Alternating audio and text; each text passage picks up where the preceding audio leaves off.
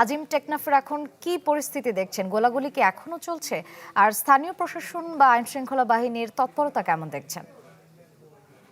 দুপুর ঠিক 11টার পর থেকে এখন পর্যন্ত কোনো গোলাগুলি শব্দ শোনা যায়নি। তবে স্থানীয়দের মধ্যে এখনো আতঙ্ক বিরাজ করছে। আমরা দুপুর থেকেই দেখতে পেয়েছি বিজিবি এবং সেনাবাহিনীর তৎপরতার কারণে কিছুটা পরিস্থিতি শান্ত হয়েছে এবং কিছুক্ষণ আগে যে ৫৩ জন রোহিঙ্গা সশস্ত্র গোষ্ঠীর সদস্যদের ধরে আটক করা হয়েছিল, তাদেরকে কিছুক্ষণ আগে এখান থেকে টেকনাফ থানার উদ্দেশ্যে নিয়ে যাওয়া হয়েছে এবং বিজিবির সেক্টর কমান্ডার তিনি যেটি বলছেন যে তারা দুপুরের পর থেকে অপারেশন পরিচালনা করছেন। বিশেষ করে বেড়িবাঁধের ওই পারেও তারা অভিযান করছেন। সেখানে দুষ্কৃতিকারী আরো কারা অবস্থান করছেন বা কোথায় রয়েছেন সেটি তারা খোঁজ খবর নিচ্ছেন এবং বিশেষ করে আমরা যেটি দেখছি যে তাদেরকে আটক করার জন্য ড্রোন উড়ানো হচ্ছে। ফলে তারা উন্নত প্রযুক্তি ব্যবহার করছে যাতে করে কোনো দুষ্কৃতিকারী এখান থেকে কোনোভাবে ছাড় না পায়। তবে স্থানীয়রা যেটি বলছেন যে গত কয়েকদিন ধরে গোলাগুলির ফলে পরেও কিন্তু বিজিবির পক্ষ থেকে তেমন কোনো কার্যকরী উদ্যোগ নেওয়া হয়নি। যে কারণে আজকে তাদের ২ জন গুলিবিদ্ধ রয়েছে। এর মধ্যে আমরা একজনের অবস্থা খুবই আশঙ্কাজনক। তাকে ইতিমধ্যে চট্টগ্রাম মেডিকেল কলেজ হাসপাতালে নেওয়া হয়েছে।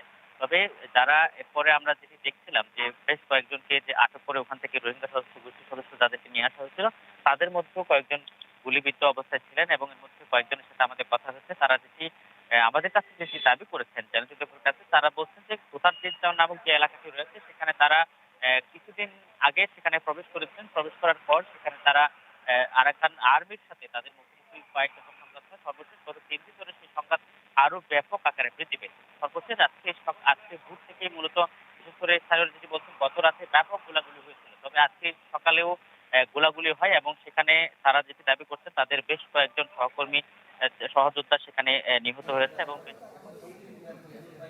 দর্শক, সরাসরি যুক্ত ছিলাম টেকনাফে।